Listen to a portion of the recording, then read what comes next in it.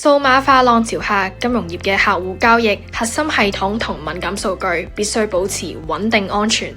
面對複雜嘅網絡威脅，企業嘅挑戰唔只係系統中斷，更關乎客戶信任同品牌聲譽。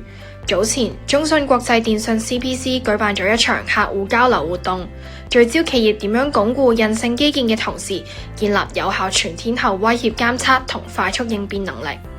面對 AI 精密嘅攻擊手法，金融機構需要一個更穩定、安全及具韌性嘅 IT 架構，結合智能化威脅管理，先可以做到主動防禦、快速回應。重溫活動精華，聽聽我哋網絡安全顧問 Dr. Sun Liu 嘅專業見解。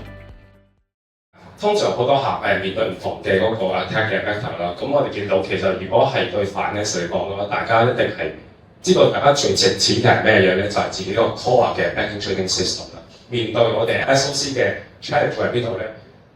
第一，海量嘅alert 嘅 volume 係啦 email， 咁呢個其實係每個客都會面對失敗緊嘅問題嘅。另一個就係一個 rule set 嘅 update 啦。咁我哋傳統嘅 SIEM 嘅話，我哋幫客寫 rule set run 到見到有問題，我哋幫客做 update based on monthly review 或者係一個 weekly update 啊。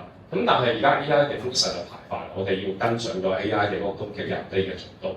OK， 同埋其實而家係 AI 嘅嗰個發展一定係快過人嘅發展嘅，咁我哋唯有就係用 AI 啦。